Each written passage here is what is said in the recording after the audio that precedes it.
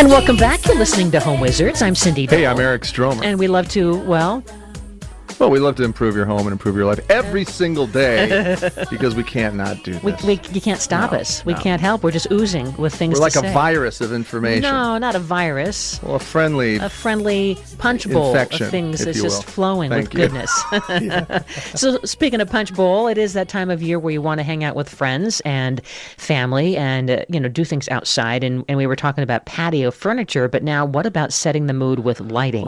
This is my favorite thing. Outdoor lighting, Yeah. and it's all about the technique, right? The layers of light. That's right. So it's going to feel like you are, in this movie of twinkling magical things. You want to take the outdoor lighting experience and make it have layers, like you said, but it also wants to be different angles to highlight different areas. So you want to think of it almost like a theatrical production. Mm-hmm. Say, for example, you're looking at the front of the house. So you're going to definitely want to light that, if you can, from the ground, shining up onto the house to give it that dramatic height, right? Mm-hmm, mm-hmm. And then trees, you're going to want to kind of accentuate each individual tree if you can, where, again, underlighting, kind of shooting straight up to give you that nice silhouette feel, and then some walk lights, which is almost like the task lighting of the outdoor area, so you can actually see where you're going, and it's all those different ideas and elements that give you those layers that we're speaking of. Even things like little twinkly lights, or you name it. There's a ton to talk about here. So this is basically setting the stage for people as they arrive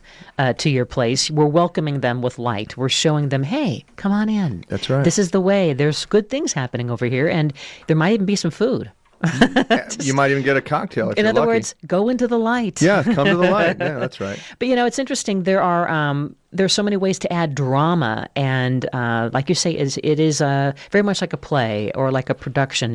You need to think big and think of your home and your patio as like it's a big show. That's exactly right. Yeah, and you don't want to.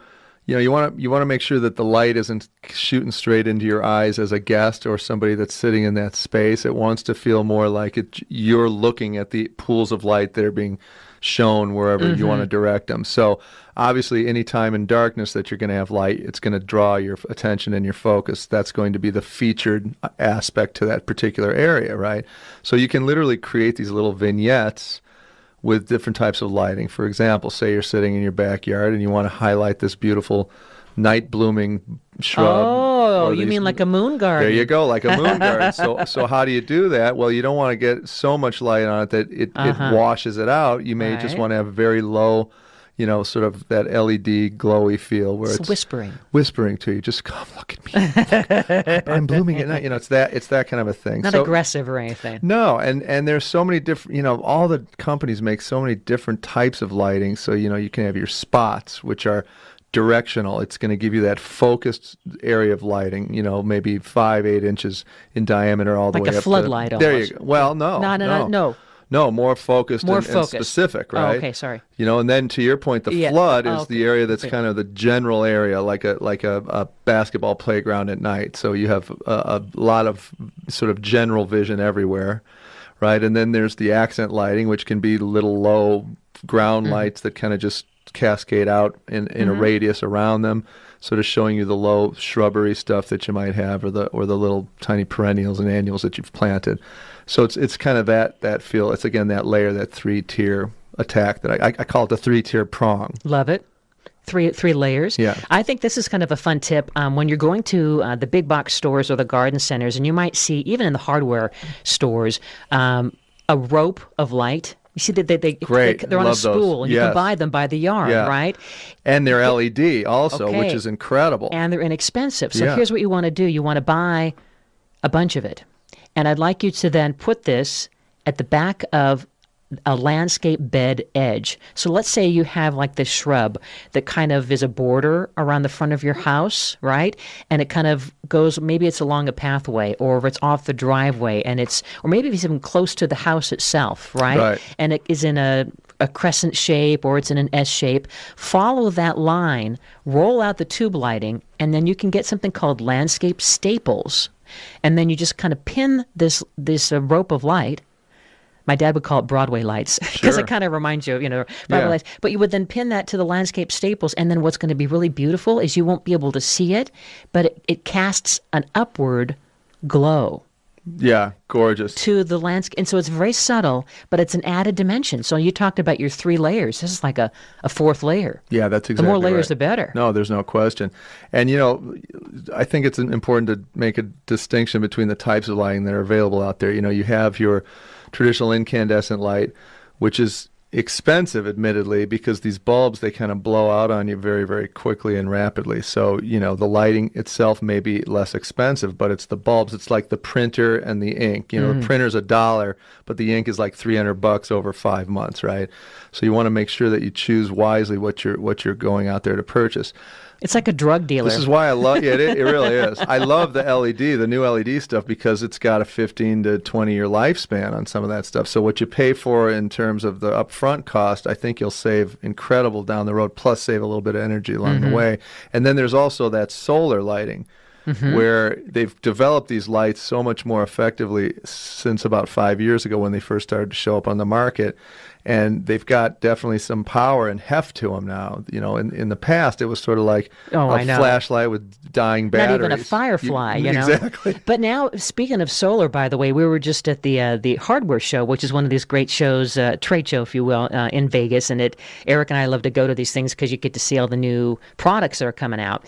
And when you go out and you're looking for some great patio lights, I mean, we're talking about wireless, solar, battery or solar powered, in a mason jar, on a little stand that you can put this over on your patio itself. You can put it in a planter. Right. It's on like a little hook. I mean, all different kinds that flicker, right, that change color. And they can be programmed through your PDA or your iPhone or whatever you have, and you can literally create landscape scenes and different colors with these new lighting systems, right? So, I mean, I'm so like into these cute little solar powered things that you can just buy as you choose. It doesn't have to be a whole set. You can, or you can just buy them by, you know, the individual thing, and then set them along your walkway or on your patio. Right. Very cute. Yeah, and then you know, you can kind of custom create lighting schemes for different types of entertainment. You know, so if you've got the hot, you know, Latin night where you're doing the great tacos and carnitas,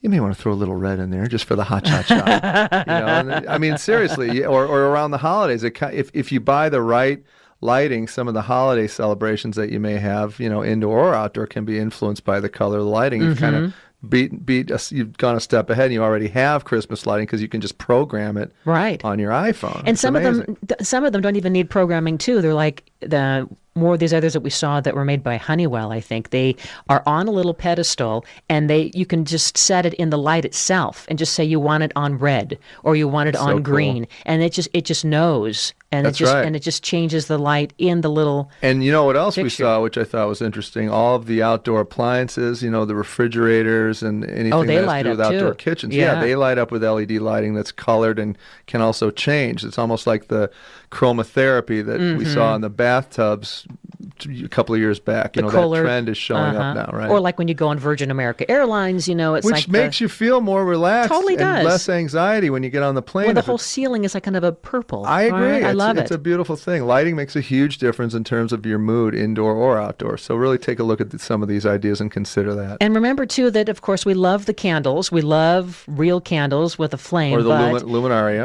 Get those battery operated, and now it's the solar-powered candles that have the little flickering effect or the muted, you know, little dim effect. And it's so amazing. You can be a lighting superstar. And boy, will your friends and neighbors be envious, and then they'll start competing like that old Christmas movie with Chevy Chase. Yeah. So seriously, I mean, it doesn't have to be expensive. It isn't expensive, and it's going to make you feel so relaxed when you come home. I mean, for your weekend, celebrate you with some great new lights. And light your spouse, and let your spouse light you, and you guys will look way better to each other. Trust me.